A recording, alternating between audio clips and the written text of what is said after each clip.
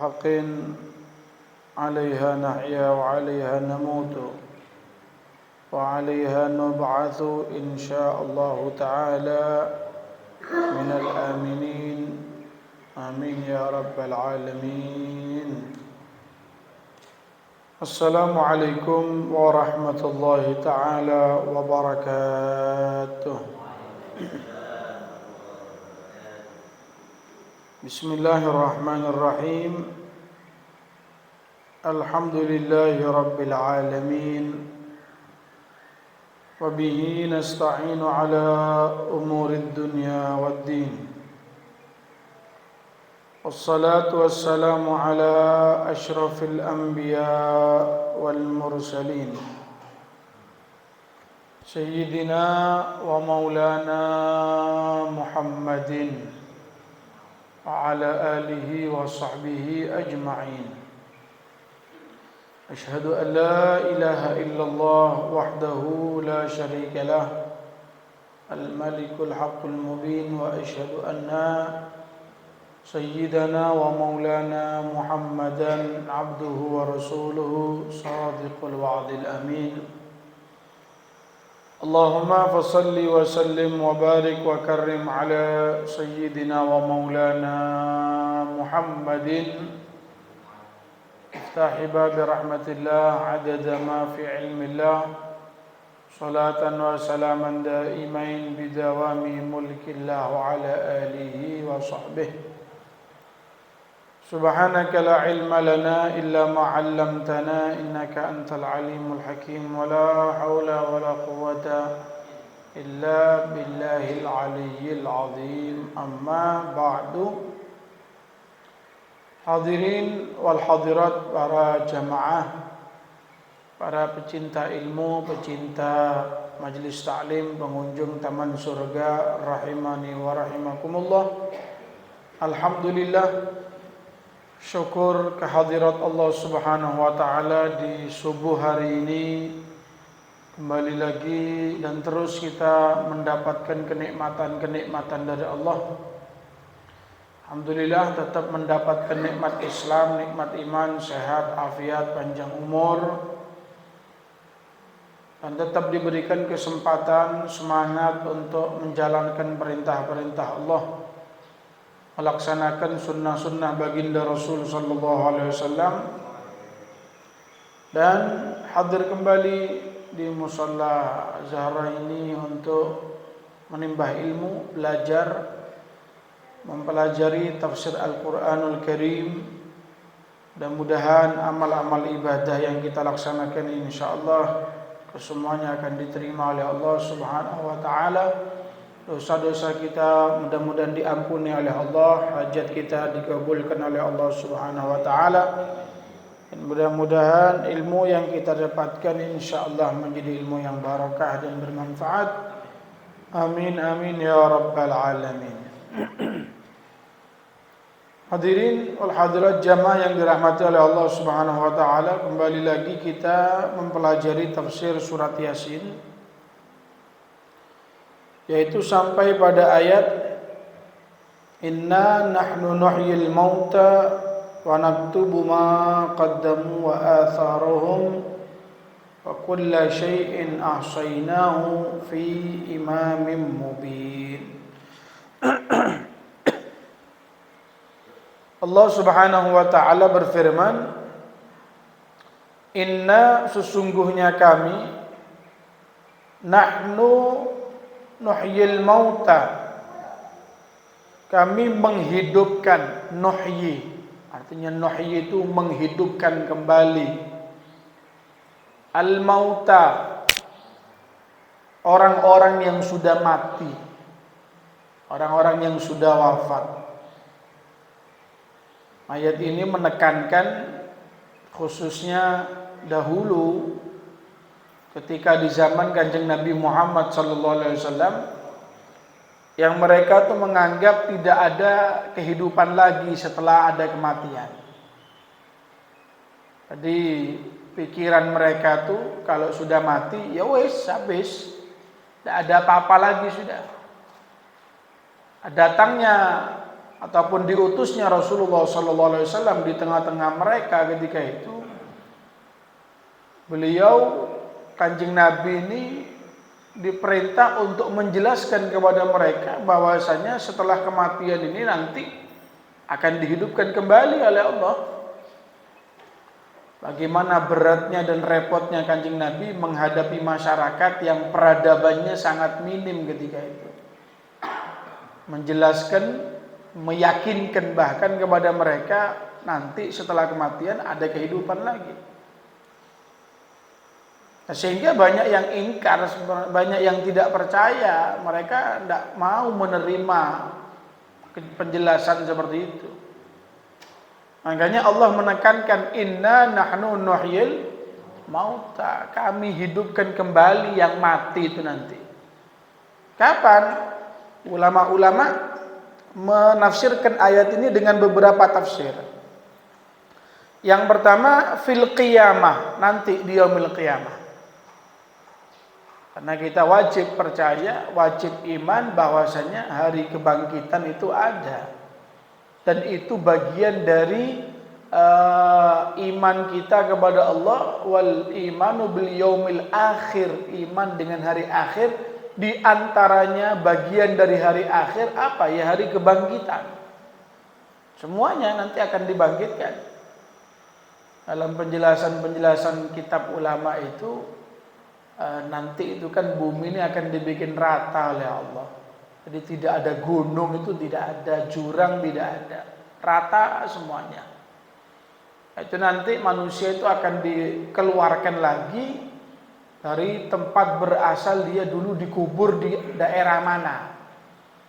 Oh, dikuburnya daerah Banyuwangi, Brawijaya. Ya berarti dia nanti akan bangkit dari sekitar area sana sudah. Cuma dari sekian banyak umat manusia nanti di yaumil qiyamah dibangkitkan. Ternyata yang paling pertama sekali bangkit itu siapa? Yaitu Nabi Muhammad SAW. Sebelum yang lain-lainnya dibangun, paling pertama Kanjeng Nabi dahulu sebelum yang lainnya.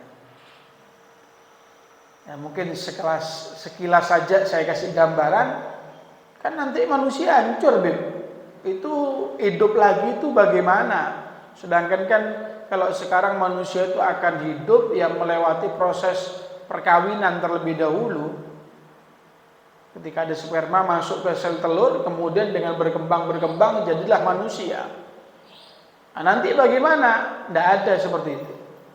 Karena roh nyawanya manusia itu nanti sama Allah diletakkan di sangkakala yang dipegang sama malaikat Israfil. Berapa totalnya? Ya tidak tahu. Jumlah manusia mulai zaman Nabi Adam sampai kiamat totalnya berapa miliar triliun manusia. Nyawanya itu rohnya ditaruh di sana. Manusia badannya semuanya, tubuhnya sudah hancur lebur sudah. Yang tersisa ada namanya ajbud danab. Apa ajbud danab? Ajbud danab itu namanya tulang ekor. Bukan tulang rusuk lain ya. Kalau tulang rusuk itu yang penciptaan Siti Hawa diambil dari tulang rusuknya Nabi Adam. Tapi kalau tulang ekor beda. Maaf, posisinya di bokong paling belakang. Nah itu di tengah-tengah itu namanya ajbud danab, tulang ekor. Itu tidak hancur. Jadi manusia kalau dikubur mungkin sampai 10-20 tahun kali habis sudah tidak ada apa-apa. Itu yang tersisa tulang ekor itu. Nah, nanti ketika di yaumil qiyamah, ketika tanah sudah rata dibikin sama Allah, tidak ada apa-apa sudah, akan diturunkan hujan sama Allah selama kurang lebih 40 hari. Nah, 40 harinya ini apa? Hari dunia, apa harinya akhirat? Wallahu a'lam. Sebagian ulama mengatakan ada itu hitungannya hari akhirat, berarti perharinya 24 jam. Ada yang mengatakan itu hari dunia, ada yang mengatakan hari akhirat, lebih panjang lagi perharinya. Wallahu a'lam. Jadi hujan. Dan hujannya pun bukan air biasa seperti sekarang ini. Ada yang mengatakan dalam penjelasan itu tekstur air yang turun, mohon maaf, teksturnya seperti sperma begitu. Selama 40 hari ataupun 40 tahun, lama terus saja. Nah, selesai hujan beres, habis sudah hujannya, disitulah manusia akan tumbuh lagi. Hidupnya itu seperti tumbuhan. Ya, yang jenengan mungkin nandur itu kayak cabai itu Bu ya, cukulan itu. Tumbuh.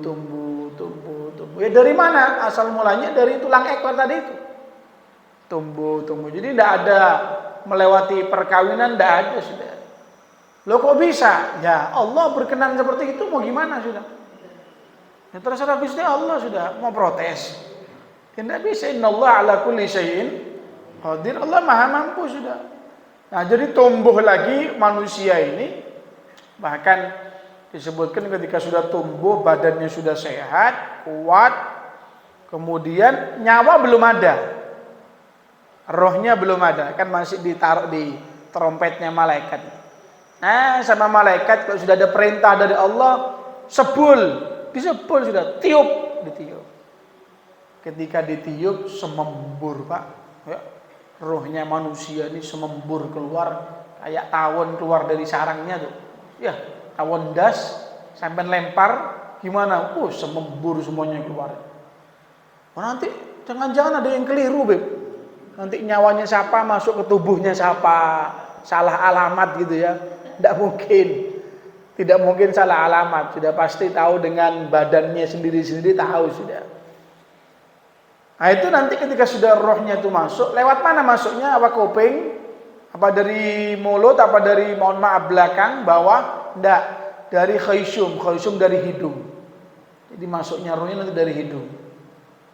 Nah ketika sudah masuk, hidup kembali, urip maning sudah, hidup lagi. Nah, ketika sudah hidup, tubuhnya nih aktif kembali sudah. Nah, yang keluar pertama kali adalah Nabi Muhammad SAW. Nah, cuma apa model keluarnya kayak di film-film gitu Bu ya? Kan kita mungkin punya bayangan kayak film-film itu ya. Buat tangannya keluar dulu ya. Itu kan film bikinannya manusia. Wallahu a'lam nanti seperti apa. Nah, akan hidup itu kita akan alami ya. Kita akan lewati hal tersebut. Ini ulama sebagian mengatakan seperti itu. Inna nahnu nuhyil mauta, kami akan hidupkan manusia nanti yaumil qiyamah. Ada juga yang menjelaskan inna nahnu nuhyil mauta ini kapan? Au fil qabri, dalam kubur. Karena kita nanti di alam kubur pun juga ada alamnya. Namanya alam barzakh. Hanya saja berbeda dimensinya dengan alam dunia. Cuma di situ ada kehidupan. Jadi jangan berpikir kita nih memiliki anggapan kalau yang dikubur itu sudah tidak ada. Tidak, mereka tuh ada kehidupan di sana, beda dengan kita. Jadi ada kehidupan, ada. Ya buktinya apa? Kanjeng Nabi itu kan nyuruh kita, merintahkan kita kalau melewati kuburan atau ziarah ke kuburan, gimana kita dianjurkan untuk mengucapkan salam. Assalamualaikum ya ahlal kubur. Salam sejahtera untuk panjenengan semuanya wahai penghuni kubur. Sampai perhatikan ucapannya pakai alaikum kepada panjenengan. Berarti kan berhadap-hadapan. Berarti kan ngomong kepada orang yang ada, bukan orang yang tidak ada. Kalau tidak ada itu alaihim. Orangnya tidak ada, tidak di depan kita. Tapi kalau alaikum berarti di depan kita. Lalu Nabi nyuruh kita untuk assalamualaikum ya ahlal kubur, berarti ada di hadapan kita. Hanya saja alamnya yang berbeda. Dan mereka tahu dengan siapa yang ziarah, tahu siapa yang bacakan doa, tahu siapa yang kirim Fatihah, mereka tahu kok. Karena mereka itu hanya saja beda alam dengan kita. Hidup mereka tahu. Bahkan senang kalau andai kata ada keluarganya, anaknya itu nyambangi ziarah, girang. Alhamdulillah diparani, alhamdulillah didatangi, di ziarah, senang mereka itu Pak. Ini menunjukkan berarti mereka itu tidak wafat ya. Mereka itu ada, hidup di alam kuburnya itu ada. Nah seperti apa wujud aslinya? Ya tidak tahu, saya belum pernah ke sana ya. Ya monggo yang penasaran mungkin bisa berangkat duluan, nanti sampai di sana kirim WA, Beb begini Beb, kirim video gitu ya. Alhasil di sana ada kehidupan itu ada. Sampai-sampai kan pernah ada riwayat dari Sayyidina Umar bin Khattab radhiyallahu taala anhu. Jadi kita nanti itu dihidupkan di kubur, salah satu tujuannya untuk apa? Yang jawab pertanyaannya munkar nakir. Makanya kan kenapa kalau ada kata ada orang meninggal dunia itu, kita ini Ahlus Sunnah wal Jamaah apa mentalkin yang meninggal dunia itu, dituntun latihan persiapan, bentar lagi ada munkar nakir mau ditanya ini. Latihan dulu faida ja'akal mala'akani muwakkalani bika fahuma munkarun wa nakir. Pak fulan, sebentar lagi akan datang 2 malaikat. Itu semuanya makhluknya Allah, jangan takut, sama-sama makhluknya Allah. Kalau ditanya siapa Rabbuka, siapa Tuhanmu, jangan jawab dengan jawaban yang lancar, jangan takut. Ya, orang yang sudah biasa mengucapkan kalimat Allah, kalimat-kalimat zikir, ya tidak terlalu berat. Kenapa? Sudah terbiasa hidup di alam dunia mengucapkan kalimat seperti itu. Tapi yang tidak biasa, ya mangap-mangap itu sudah Pak ya. Ditanya mangap-mangap, tidak bisa jawab, dipecut sama malaikat nanti. Ya, mudah-mudahan kita semuanya lancar insya Allah nanti ya ketika ditanya malaikat. Amin ya rabbal alamin. Riwayat dari Sayyidina Umar, Kanjeng Nabi Muhammad sallallahu alaihi wasallam, beliau bersabda, berbicara khususnya kepada Sayyidina Umar ketika itu. Kaifa bika ya Umar? Wahai Umar, bagaimana kira-kira menurut kamu Umar? Idza ja'aka, kalau datang kepada kamu, fatanal gobr, 2 makhluk Allah yang akan mengetes kamu. Siapa? Munkar dan nakir. Malakani aswadan. Wahai Umar, dia akan datang 2 malaikat ini dalam bentuk rupa yang hitam. Asraqani yanhutanil arda bi anyabihima. Dia itu akan datang seperti itu dalam bentuk yang berwarna hitam, gelap gulita, bahkan matanya ini menyala. Kemudian ada semacam kuku-kukunya itu yang menancap ke bumi. Wa yata'ani fi syu'urihima, dan rambutnya itu panjang, bahkan saking panjangnya sampai menyentuh bumi, menyentuh tanah. Aswatuhuma karra'dil qasif, suaranya kalau dia berbicara seperti suaranya petir yang menyambar. Wa absaruhuma kal barqil khatif, pandangan matanya kalau sudah berkobar-kobar bagaikan apa? Halilintar, bukan halilintar YouTube itu, bukan ya. Seperti petir itu sudah, kilapannya itu sangat menyilaukan. Gimana Umar kira-kira kalau datang kepada kamu 2 malaikat seperti ini? Faqala Sayyidina Umar menjawab, ya Rasulullah, ama'i aqli wa ana ala ma alaihi al-yawm. Nabi, kalau dalam kondisi seperti itu, apakah saya masih berakal? Apakah saya masih punya akal sehat ketika itu untuk menjawab pertanyaan-pertanyaannya malaikat itu? Apakah saya masih waras? Karena orang itu dalam kondisi tertentu kalau sudah ketakutan hilang akal sudah Pak. Kan gitu ya. Oh, sudah yang pinter jadi serepet Pak. Kalau sudah sedang ketakutan ya, udah takut sungguhanan, waduh jeleret tidak karu-karuan sudah. Beliau tanya, Kanjeng Nabi, kalau sudah saya melihat makhluk seperti itu yang belum pernah saya lihat sebelumnya, akal saya masih berfungsi apa enggak Kanjeng Nabi? Kata Kanjeng Nabi, qala na'am. Ya, akal kamu masih berfungsi. Kamu bisa berpikir.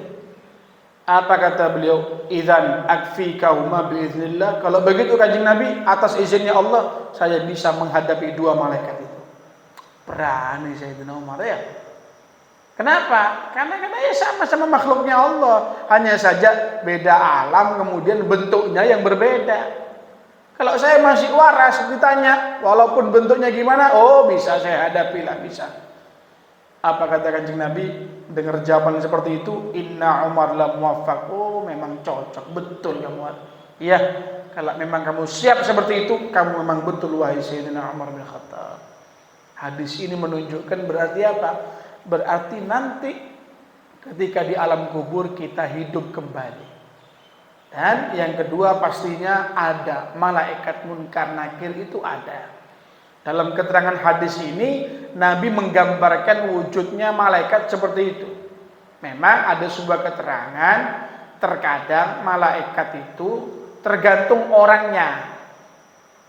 Kalau memang orangnya bagus, orangnya ini ahli ibadah, orang yang soleh, akan datang dalam bentuk yang menggembirakan, menyenangkan, tidak menakutkan. Tapi kalau sudah orangnya ahli maksiat selama di dunia, dengan kemaksiatan 5 waktu tidak dilaksanakan, maksiat macam-macam, ya malaikat munkar nakir pun akan datang dengan wujud-wujud yang mengerikan dari itu, yang seperti digambarkan oleh Kanjeng Nabi Muhammad sallallahu alaihi wasallam. Mungkin kalau Sayyidina Umar, beliau bisa untuk jawab lancar. Awak-awak ini nanti, Pak. Nah, makanya kan kita ini perlu apa? Perlu banyak modal. Ibadah, pengajian, ngaji Quran, sholawatan, i'tikaf. Ya paling tidak berharaplah nanti ketika datang mungkar nakir nih, wajahnya ini tidak sampai menakutkan, begitulah. Wajahnya itu paling tidak biasa-biasa aja lah. Kalau mungkin senyum, mungkin menggembirakan, mungkin bukan kelasnya kita, bukan levelnya kita, paling tidak wujudnya biasa-biasa aja, dan ketika tanya pun tidak medeni, tidak menakutkan kepada kita. Makanya guru-guru kita ini ngelatih, ditalkin dulu. Kenapa? Karena mereka itu hidup juga dalam kuburnya. Latihan. Kalau datang malaikat, jangan takut, jangan bingung. Sama-sama makhluknya Allah Subhanahu wa ta'ala. Jadi inna nahnu nuhyil mauta, kami hidupkan manusia itu dari kematiannya sebelumnya. Kapan itu? Di antaranya ketika di alam kubur. Ada juga yang menafsirkan inna nahnu nuhyil mauta ini apa? Au nuhyil qulubal maitati bi indzarik. Maksudnya kami akan hidupkan hati yang sudah mati ketika mendapatkan peringatan dari Rasulullah sallallahu alaihi wasallam. Di peringatan Kanjeng Nabi, ya, yang disampaikan oleh Rasulullah itu akan bermanfaat bagi orang yang hatinya hidup. Hati kalau sudah mati, datangkan Kanjeng Nabi, datangkan malaikat, pidato, ceramah, pengajian jangan setengah jam, 1 jam sudah. Yang panjang pengajiannya, yang pidato jangan ustadz, jangan kiai, jangan habib, malaikat. Tapi kalau sudah hatinya itu mati, sampai ngambul mungkin malaikatnya gitu ya, tidak mungkin mempan sudah. Kenapa? Hatinya sudah mati, Makanya kita ini ya syukur kepada Allah, jenengan bisa rutin ibadah. Ini salah satu efeknya apa? Hati semakin hidup. Kalau orang sudah dengan ibadah ini tidak mau, aduh atos, sulit, repot sudah. Ya kalau masih ada harapan dihidupkan lagi masih mending, Pak ya. Cuma mungkin biasanya starternya berat. Ya, karena lama tidak dihidupkan, starternya rotok berbet tidak kena itu. Kenapa? Lama tidak dihidupkan. Tapi yang biasa tiap hari selalu dihidupkan, dikasih makanan, dikasih vitamin, nutrisi, dari pengajian, dari tafsir, dari hadis, dari ibadah, ini sehat ini. Ya mudah-mudahan hati kita selalu dihidupkan oleh Allah Subhanahu wa ta'ala. Dan kita doakan ya saudara-saudara kita yang hatinya masih keras atau bahkan mati, ya mudah-mudahan dikasih hidayat sama Allah Subhanahu wa ta'ala. Amin amin ya rabbal alamin. Nah, kemudian lanjutan ayatnya, wa naktubu ma qaddamu wa atharahum, dan kami mencatat, menulis apa-apa yang mereka sudah lakukan, wa atharahum, dan apa-apa yang mereka tinggalkan, wariskan. Maksudnya apa? Na'muru kiraman katibin bi ayyatubu a'malahum minal khairi wasyarr. Allah perintahkan 2 malaikat raqib dan atid untuk mencatat amal-amal manusia, baik amal yang bagus ibadah ataupun amal yang jelek, semuanya ada catatannya.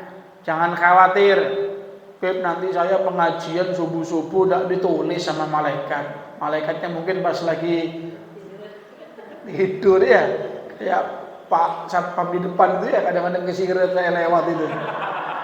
Apa enggak, jangan khawatir, enggak. Malaikat pasti siap siaga untuk mencatat amal-amal jenengan. Saya amalnya diem-diem, Beb. Nanti enggak ditulis sama malaikat. Jangan khawatir, ada semuanya. Inna wa naktubu ma qaddamu wa atharuhum. Jangan khawatir, pasti ada. Begitu pula kemaksiatan yang kecil-kecil, yang tipis-tipis, jangan dipikir malaikat enggak tahu juga. Saya pakai kacamata hitam, Beb. Ngelirik-ngelirik, aman sudah ya. Ngelihat-ngelihat maksiat pakai kacamata hitam, malaikat enggak bakal tahu sudah, Beb. Aman wis. Kacamata hitam, kacamatanya jaran pakai N, atau mungkin coren matanya ya, ditutup pakai apalah begitu. Ya kalau sudah maksiat pasti ketahuan. Faman ya'mal mithqala dzarratin khairan yara, faman ya'mal mithqala dzarratin syarran yara. Setitik kebaikan yang kita lakukan kita saksikan nanti hasilnya ada semuanya. Setitik keburukan, kemaksiatan sama juga semuanya ada hasilnya. Jadi jangan khawatir. Jadi kita ini jangan bingung ya. Sebetulnya tidak pakai dalil kita ini bisa ngerti sudah. Apa? Manusia saja itu bisa membuat data sekecil mungkin 0,0, ada catatannya kok. Kan iya kan? Sampai yang punya tabungan di bank itu 0,0-nya bank itu punya catatannya kok. Berapa itu ada. Itu kan dibuat sama manusia. Kan bisa. Kan seperti itu loh. Kalau manusia bisa bikin data seperti itu, terus Allah dipikir tidak bisa. Ya lebih bisa, lebih canggih lagi sudah. Lintasan pikiran, lintasan hati, apa omongan macam-macam. Oh, jangan khawatir sudah. Baik dan buruk pasti akan ada datanya di hadapan Allah Subhanahu wa taala. Wa naktubu ma qaddamu wa atharu. Sebagian ulama menyebutkan wal murad bi atharin, yang dimaksud dengan wa atharuhum, bekas-bekas mereka itu dicatat oleh Allah. Apa maksudnya? Ai khatawatuhum ilal masjid, langkah-langkah manusia ketika berangkat ke masjid itu tiap langkahnya ditulis pahala. Jadi jenengan jangan kecil hati, jangan merasa tidak mendapat apa-apa, dapat. Jangankan ibadahnya, jangankan pengajiannya, jangankan wiritannya, sholatnya, berangkat dari rumahnya itu dapat pahala kok. Setiap langkah jenengan. Bahkan keterangan lain bukan hanya berangkatnya, sampai nanti pulang ke rumah juga dapat pahala begitu. Jadi apa-apa yang kita bingungkan untuk tidak mau berangkat ke masjid ini apa? Toh tidak ada ruginya sama sekali kok, tidak rugi. Ya sampai tinggal hitung saja dari rumah kemari berapa langkah itu. Lumayan, Beb. 100 langkah. Ya sudah disiapkan pahalanya oleh Allah Subhanahu wa taala. Sayyidina Abdullah bin Abbas menjelaskan penyebab turunnya ayat ini, asbabun nuzulnya, latar belakangnya, anna qabilatan minal ansar, dahulu ada sekelompok keluarga besar dari warga Ansor. Mereka ini syakau ilan Nabi sallallahu alaihi wasallam, sambat sama Kanjeng Nabi. Laporan sama Kanjeng Nabi, ngeluh. Apa yang mereka keluhkan? Bu'da nuzulin ilal masjid, karena rumahnya terlalu jauh dengan masjid. Wa aradu ayyabnu buyutan indal masjid, mereka kepingin pindah saja sudah, bangun rumah yang tidak jauh dengan masjid supaya enak ke masjid, 5 waktunya itu tidak jauh-jauh. Ini rumahnya lumayan jauh. Ya kita bisa memaklumi ya, zaman dahulu itu keberadaan masjid banyaknya bukan seperti sekarang. Kalau sekarang tiap kampung, tiap RT insya Allah ada masjid, ada musolanya bahkan. Kan begitu ya. Loh zaman Kanjeng Nabi ya mungkin hanya satu tok itu sudah, Masjid Nabawi itu sudah. Tidak ada musola Jahro atau apa, belum ada ketika itu ya. Jadi jauh, jaraknya jauh. Mereka pamit Kanjeng Nabi, tolong kami izinkan kepingin bangun rumah dekat-dekat masjid Kanjeng Nabi. Nah, ternyata keluh kesah mereka langsung dijawab oleh Allah Subhanahu wa taala. Apa jawabannya? Wa naktubu ma qaddamu wa atharahum. Langkah mereka, berangkatnya mereka ke masjid, bahkan jejak-jejak langkah mereka tatkala berangkat ke masjid, jangan khawatir, mereka semua tiap langkahnya akan dicatat pahala oleh Allah Subhanahu wa taala. Ulama tafsir menjelaskan dari hadis ini bisa diambil penjelasan, dari ayat ini bisa diambil penjelasan, berarti man ata ilal masjid, siapa orang yang datang ke masjid, min makanin ba'idin, dari tempat yang agak jauh, yakunu thawabu, berarti pahalanya itu a'zamu, lebih besar, mimman ata, ketimbang orang yang berangkat min makanin qarib, dari tempat yang dekat. Berarti yang jauh lebih banyak. Saya dari Tanjung, lumayan Pak ya. Cuma kan jenengan tidak jalan kaki, naik sepeda motor. Ya, rahmatnya Allah kan tidak terbatas hanya dengan langkah-langkah saja. Ulama-ulama kontemporer belakangan menjelaskan, sekarang gimana kalau yang naik kendaraan-kendaraan, hitungannya per apa? Kalau yang jalan kaki kan per langkah, kalau yang sepeda motor ini per sak muteran ban, Pak.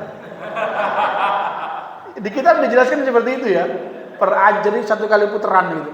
Nah, tinggal nanti saya berangkat dari rumah ini berapa kali muternya ini ya, dihitung sama Allah Subhanahu wa taala. Jadi itulah nikmatnya kita ibadah ya, tidak ada rugi sama sekali. Tiap gerak-geriknya kita, bahkan meneng tok bisa dapat ibadah. Ya, diam saja longgo, niat etikaf wis, gitu aja dapat ibadah. Ditulis ibadah dapat pahala. Belum lagi berangkatnya, duduknya, wiridnya, pengajiannya, sholat wajibnya, sholat sunnahnya. Ya, sudah berapa ibadah kita dapatkan ini. Jadi subuh-subuh begini saja kayaknya ringan ya, sambil ngeteh, sambil kopi, jajan sudah siap. Di lain itu kita ternyata dikasih pahala yang berlipat ganda dari Allah Subhanahu wa taala. Alhamdulillah. Bahkan dalam keterangan lain Kanjeng Nabi menjelaskan apa?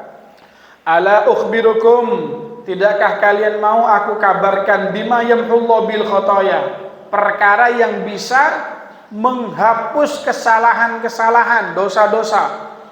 Wa tarfa'u bihi darajat, derajat kita akan diangkat oleh Allah Subhanahu wa taala.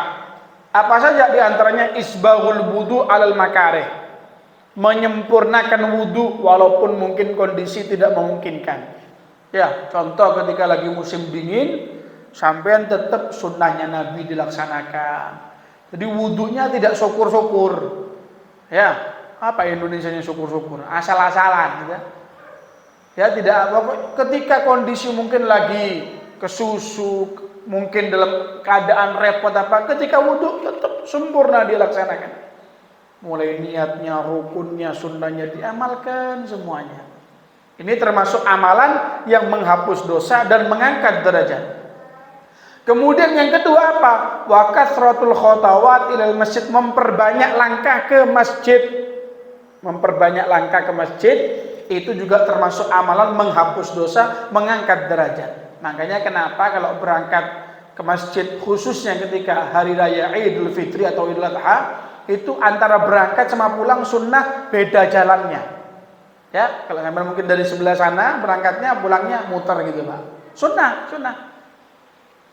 Nanti ada yang tanya, Beb, apa mubeng-mubeng gitu. Sunnah warono ya, sunnah Rasulullah sallallahu alaihi wasallam. Yang ketiga apa? Wantidharus sholati ba'da shalah, dan yang ketiga yaitu menunggu sholat. Selesai kita sholat, duduk sejenak menunggu datang waktunya sholat yang berikutnya. Ya, contoh yang gampang, maghrib menunggu datangnya waktu isya. Jadi nunggunya saja, waitingnya saja itu ternyata sudah dicatat pahala. Cuma nunggu toh. Jadi berangkatnya pahala, ketika wudhunya kita sempurnakan pahala, dosa diampuni. Kemudian ke masjid ikut sholat pahala, duduk pahala, zikiran pahala. Beres semuanya, rangkaian ibadah selesai. Ngenteni wis duduk sejenak di masjid, mungkin sambil wiritan, mungkin anggap sambil santai, diam saja sudah. Dan nunggunya kita juga dinilai ibadah pahala. Jadi apa ruginya apa itu? Keuntungan demi keuntungan, profit demi profit akan terus didapatkan ketika orang menyempurnakan ibadahnya kepada Allah Subhanahu. Yang mudah-mudahan ya, dengan istiqomahnya kita hadir pengajian rutin di tempat ini, mulai kita berangkat sampai nanti kita pulang, pahala sudah disiapkan oleh Allah Subhanahu wa taala, dan semoga ibadah kita akan diterima oleh Allah Subhanahu wa taala. Amin amin ya rabbal alamin. Rabbana anfa'na bima 'allamtana, rabbi 'allimna alladhi yanfa'una, rabbi faqihna faqih lana wa qarabatin lana fi dinina ma'a ahli al-qudri untha wa dhakar. Rabbi wafiqna fikum lima tartadi qawlan wa fi'lan karama, warzuqil kulla halalan daima wa illa atqiya ulama, nuhdha bil khair nufa kulla syar. Rabbana aslih lana kulla syu'un wa aqarra bir ridha minkal uyun, waqdi anna rabbana kulla duyun qabla an ta'tiyana rusulal manun, waghfir wastur anta akraman sadar. Wa salatullah taghshal mustafa من إله الحق دعانا والوفاء بكتاب فيه للناس الشفاء، وعلى الآل الكرام الشرفاء، وعلى الصحب مصابيح الغرر. اللهم اهدنا بهداك واجعلنا ممن يسارع في رضاك ولا تولنا وليا سواك، فلا تجعلنا ممن خالف أمرك عصاك. حسبنا الله ونعم الوكيل، ولا حول ولا قوة إلا بالله العلي العظيم. صلى الله على سيدنا محمد وعلى آله وصحبه وسلم. الحمد لله رب العالمين ببركة الفاتحة. أعوذ بالله من الشيطان الرجيم. بسم الله الرحمن الرحيم. الحمد لله رب العالمين الرحمن الرحيم مالك يوم الدين إياك نعبد وإياك نستعين صراط الذين أنعمت عليهم غير المغضوب عليهم ولا الضالين. هذا مني والعفو منكم. ثم السلام عليكم ورحمة الله وبركاته.